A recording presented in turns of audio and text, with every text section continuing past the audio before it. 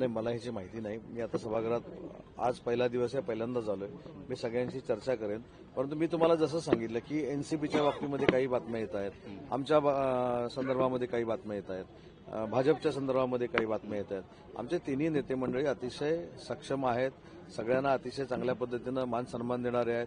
त्याच्यामुळे भविष्याच्या कालावधीमध्ये ह्या सगळ्यांशी चर्चा करून योग्य तो निर्णय होईल. परभणीतल्या घटनेवरती निष्पाप लोकांना बेदम मारहाण केलेली आहे, तसेच व्हिडिओ आमच्याकडे कसं नितीन राऊत म्हणतायत आणि विधानसभेमध्ये ते व्हिडिओही सादर करणार आहेत. कुठे परभणीतल्या घटनेमध्ये पोलिसांनी या बाबतीमध्ये स्वतः राज्याचे मुख्यमंत्री देवेंद्रजी फडणवीस साहेबांनी स्पष्ट केलेलं आहे की कोणावरही जर अन्याय झाला असेल किंवा अशा पद्धतीची काही चर्चा असेल तर ते जर निष्पन्न झालं त्याच्यामध्ये ते स्वतः लक्ष घालणार आहे, ते स्वतः त्यांनी सांगितलेलं आहे.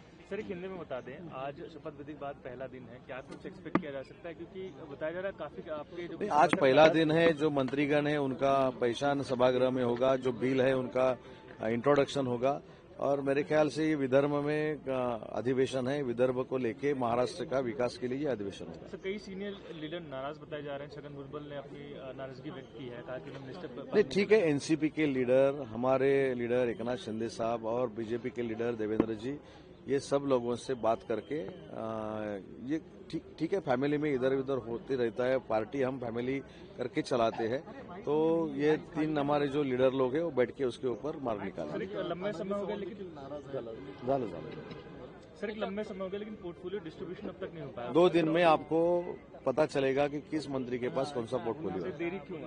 नहीं, देरी कहाँ है, देरी कहाँ है? सर, शपथ विधि के बाद भी आपको 2 दिन लग रहे हैं और जीत की हासिल करने के बाद लगभग 2 से 3 हफ्ते। नहीं, आप 5 बरस पहले का जो सिनारियो है वो देखते ही नहीं है। 5 बरस पहले जो अलायंस का सरकार आया था, जो गठबंधन का सरकार आया था, वो गठबंधन था भाजपा और शिवसेना। उनके 166 एमएलए चुन के आए थे। 36 डे के बाद, 35-36 दिन के बाद में कांग्रेस के साथ युति हो गई और हमारी पहले वाली शिवसेना उनके साथ चली गई, तो उसका आप उल्लेख भी नहीं करते। अभी चुनाव होने के बाद, रिजल्ट होने के बाद 10 दिन के अंदर ये गठबंधन यानी फॉर्मेशन हुआ है।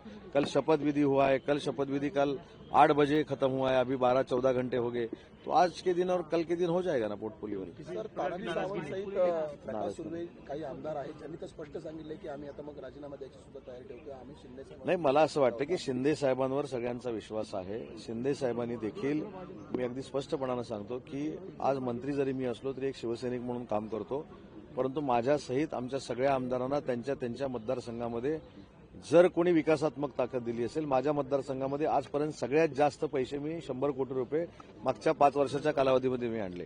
पण याच 2.5 वर्षामध्ये मी माझ्या मतदारसंघामध्ये जवळजवळ 1,500 ते 2,000 कोटी रुपये विकासात्मक नेऊ शकलो.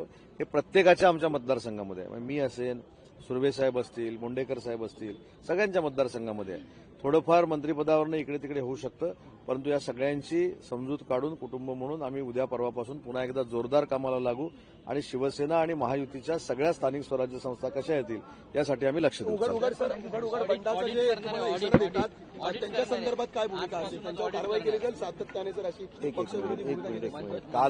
कालच शपथविधी झालेला आहे. त्याच्यामुळं काल शपथविधी होऊन 14 तास फक्त झालेत. त्याच्यामुळं भावना काही असू शकतात. त्या भावना कशा पद्धतीनं बाजूला करायच्या, त्यांच्याशी कशी चर्चा करायची ते आम्ही करू आणि त्यांची नाराजगी असेल तर दूर करू. चालेल, धन्यवाद सर. लोकशाही मराठी ऐका, पहा, जागरूक रहा.